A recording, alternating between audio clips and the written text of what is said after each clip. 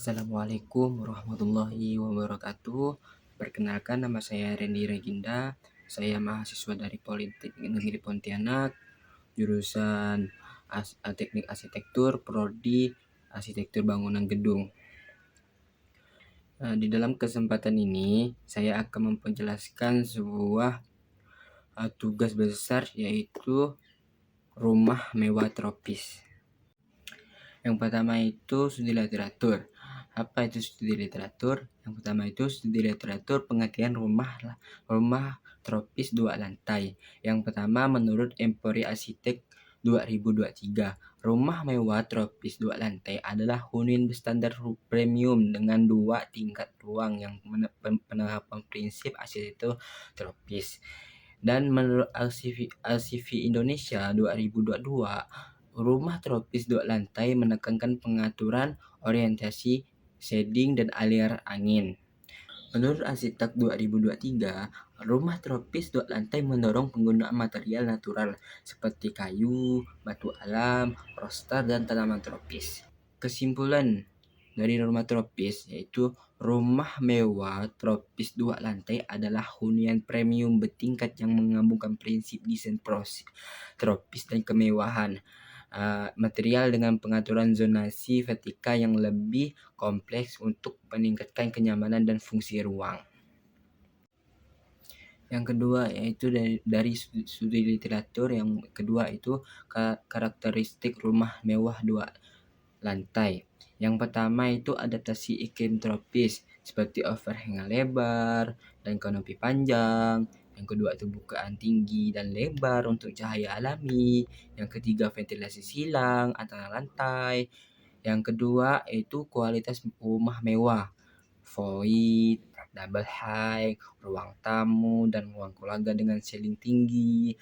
Yang ketiga itu penggunaan material premium, seperti marmer, kayu, solid, batu alam. Yang ketiga yaitu zonasi vertikal. Zonasi vertikal itu ada apa saja sih? Yang pertama itu lantai 1, yaitu ada ruang publik seperti ruang tamu, ruang keluarga, ruang dining, dan ruang dapur. Yang kedua dari zonasi vertikal yaitu ada lantai 2. Lantai 2 ini ruang privat seperti kamar tidur, ruang kerja, dan lounge privat. Yang ketiga itu penggunaan balkon tropis dan teras atas sebagai area relaksasi. Yang ketiga yaitu dari studi literatur, yaitu konsep desain tropis pada rumah 2 lantai. Yang pertama, orientasi matahari. Bukaan besar menghadap selatan utara. Yang ke B, overhang plus kisi-kisi untuk mengurangi panas berlebihan. Yang kedua, ventilasi silang. Jendela berhadapan. B, void sebagai cerobong angin vertikal. Yang ketiga yaitu shading. Shading yaitu pengolahan kisi kayu, roster, tanaman rambat. Yang keempat, integrasi indoor-outdoor, yaitu yang A, ruang bawah terbuka ke tanaman tropis. Yang ke B, kolam renang sebagai microclimate cooler. Yang keempat dari studi literatur yaitu elemen kemewahan pada rumah tropis 2 lantai, yaitu yang pertama yaitu fasad modern tropis seperti kayu, batu, dan kaca lebar. Yang kedua itu smart home system. Yang ketiga itu kamar tidur dengan balkon tropis. Yang ketiga yaitu yang keempat skylight dan void untuk efek mewah. Yang kelima itu halaman luas atau inner out. Yang keenam yaitu walk-in closet dan kamar mandi hotel. Yang kelima dari studi literatur yaitu studi kasus ringkas ya, seperti area house, antilerisi menggunakan void besar, buka lebar, dan material natural. Yang kedua itu tropical house. Tropical house itu ada kolam renang dan taman tropis sebagai pendingin ruang. Yang ketiga itu modern tropical luxury house. yaitu fasad mewah, plus shading tropis, plus ruang double height. Dari nomor 6 dari studi literatur, yaitu kesimpulan studi literatur, yaitu rumah mewah tropis 2 lantai menggabungkan adaptasi iklim tropis seperti shading, ventilasi, bukaan besar. Yang kedua itu kelapangan rumah ruang mewah seperti void, material premium, dan smart home. Yang ketiga itu zonasi vertikal efektif. Yang keempat, integrasi indoor outdoor untuk kenyamanan tamu. Tipe rumah ini cocok untuk hunian beriklim panas lembab karena memprioritaskan kenyamanan alami sekaligus tampilan mewah dalam modern. Dan ini ada daftar pusaka dari studi literatur, yaitu nomor 7, yaitu yang pertama RCV Indonesia, Empori Arsitek, Asitan, Homivi Indonesia, Singgil Arsitek, Green Building, Konsi Indonesia, yang terakhir tuh Arsi Daily. Yang pertama itu studi gasus. Kita lanjut lagi studi gasus ya. Studi gasus yang pertama itu area house. Area house adalah rumah tinggal mewah 2 lantai yang dirancang untuk keluarga muda dengan kebutuhan ruang fleksibel, nyaman, beradaptasi dengan iklim tropis. Atelier Riri merancang bangunan ini dengan fokus pada pencahayaan alami, ventilasi, silang, dan hubungan antara ruang dalam indoor dan luar outdoor. Rumah ini jadikan contoh perancangan tropis yang menggabungkan estetika minimalis, material alami, serta strategi desain pasti untuk menciptakan kenyamanan termal.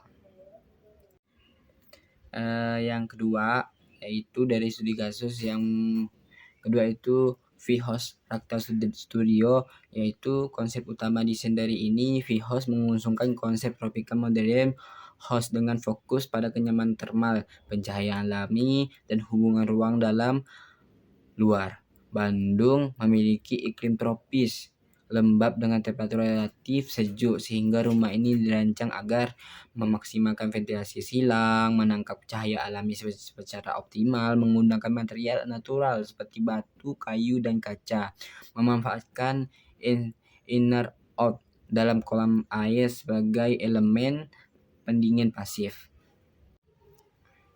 Yang ketiga dari studi kasus yaitu Umasari House. Dari konsep Umasari House ini tuh, Umasari House dirancang sebagai rumah tropis mewah yang mempertahankan suasana alami Bali. Konsep utama adalah yang pertama itu tropical contemporary arsitektur, memadukan tropical Bali dengan garis modern kontemporer. Yang kedua itu seamless indoor outdoor living, batas antara ruang dalam dan luar dibuat mengalir melalui bukaan kaca besar, taman privat, dan kolam air. Untuk perancangan rumah tropis saya pertama itu lokasi tapak ya. Lokasi tapak yang pertama itu setnya ada di Indonesia. Kedua itu setnya Kalimantan Barat ya. Yang ketiga itu setnya Pontianak Selatan. Lokasi set saya itu ini lokasi set saya. Yang pertama tuh dari data existing ya. Data existing yaitu identitas tapak saya, yaitu lokasinya berada di Jalan Flores, kawasan pemukiman kota. Yang kedua itu fungsi sekitarnya perumahan menengah atas. Yang ketiga itu akses utamanya jalan lingkungan satu arah atau 2 arah. Lebarnya tuh 4-5 meter lah. Yang kedua itu kondisi lahan saya, itu bentuk lahannya hampir persegi dengan batas jelas dari vegetasi sekitar. Luas site-nya yaitu 30 meter persegi. Kontur tanahnya terlihat datar ya, tidak ada perubahan elevasi signifikan, vegetasi existing. Yang kedua itu lahan dipenuhi rumput dan semak rendah. Ada beberapa pohon kecil di atas belakang. Tidak ada bangunan berdiri dalam tapak tersebut. Yang ketiga dari data existing saya itu batas-batas tapak. Batas tapak saya bagian utara itu rumah tinggal lantai 1 ya. Yang kedua itu dari bagian selatan rumah tinggal 2 lantai. Yang ketiga, bagian timur itu rumah tinggal plus vegetasi besar seperti pohon-pohon besar. Yang keempat yaitu bagian barat jalanan, yaitu ada jalanan lingkung, jalanan bagian depan plus rumah di seberang jalannya. Untuk bagian data existing nomor 4 itu aksesibilitas, yaitu akses langsung dari jalan Flores, itu jalan kecil, jalan kecil aspal lagi. Yang kedua itu bisa masuk ke dalam roda 4. Yang ketiga itu tidak terlihat adanya gang sempit atau hambatan masuk. Dan ini denah lantai 1 saya, dan ini lantai denah lantai 2 saya. Ya, nah ini tampak rumah saya yang saya desain. Yang pertama tampak depan, yang kedua itu tampak belakang, yang ketiga itu tampak kiri, yang keempat itu tampak kanan. Yang ketiga nih potongan BB saya, potongan horizontal nih, dan ini potongan AA, yaitu potongan vertikal.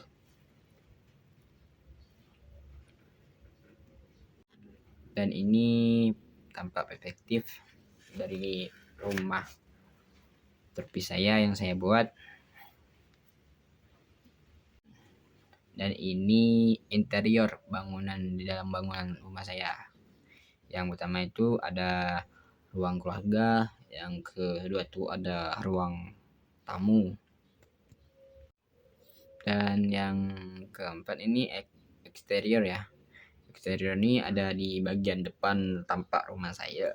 Yang kedua itu eksterior bagian tampak belakang rumah saya. Saya akan menjelaskan 10 kelebihan dari desain saya, yaitu yang pertama itu permainan fasad yang dinamis.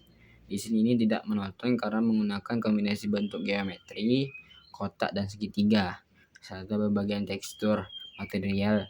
Adanya elemen secondary skin, kisi-kisi kayu, coklat memberikan kedalaman visual pada tampilan depan rumah.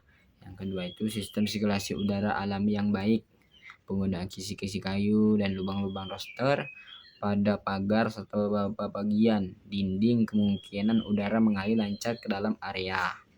Yang ketiga itu pemanfaatan area rooftop. Adanya area terbuka di lantai atas dengan struktur kanopi minimalis itu memberikan ruang multifungsi area. Ini bisa digunakan untuk tempat bersantai. Yang keempat yaitu privat yang terjaga dengan pagar masif.